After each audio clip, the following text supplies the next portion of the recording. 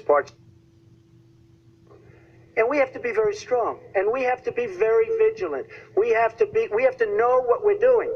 Right now, our police, in many cases, are afraid to do anything. We have to protect our inner cities because African American communities are being decimated by crime. Your 2 minutes has expired, but I do want to follow up. Stop and frisk was ruled unconstitutional in New York because it largely singled out Black and Hispanic young men. No, you're wrong.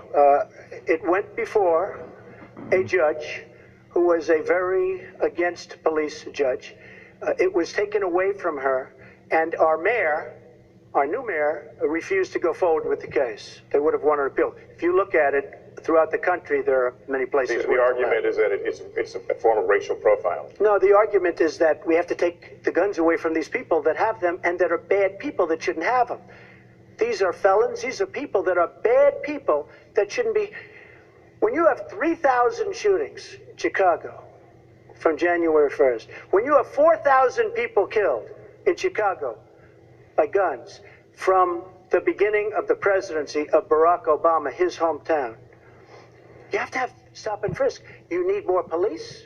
You need a better community relation. You don't have good community relations in Chicago. It's terrible. I have property there. It's terrible what's going on in Chicago.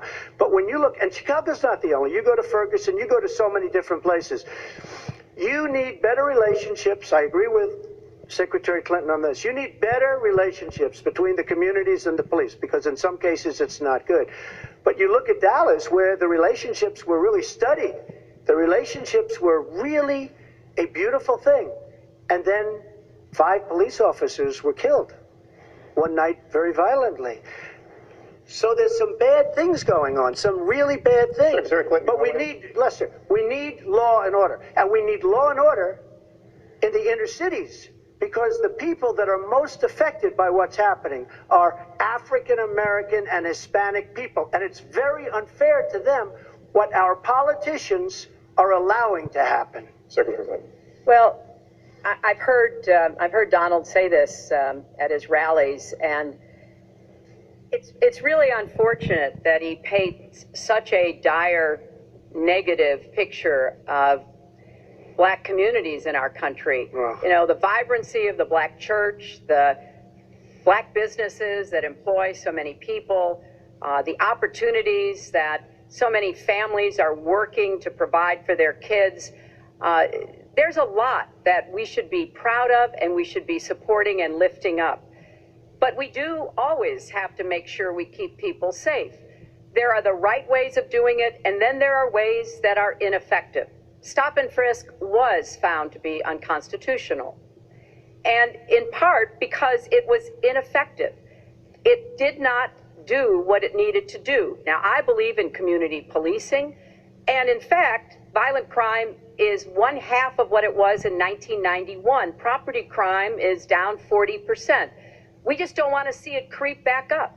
We've had 25 years of very good cooperation, but there were some problems, some unintended consequences. Too many young African American and Latino men ended up in jail for nonviolent offenses, and it's just a fact that if you're a young African American man and you do the same thing as a young white man, you are more likely to be arrested, charged, convicted, and incarcerated. I gotta agree with her. We've got to address the systemic racism in our criminal justice system. We cannot just say law and order.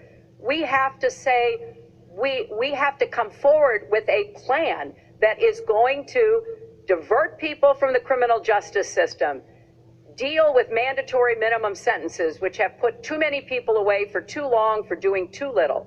We need to have more second chance programs. I'm glad that we're ending private prisons in the federal system. I want to see them ended in the state system.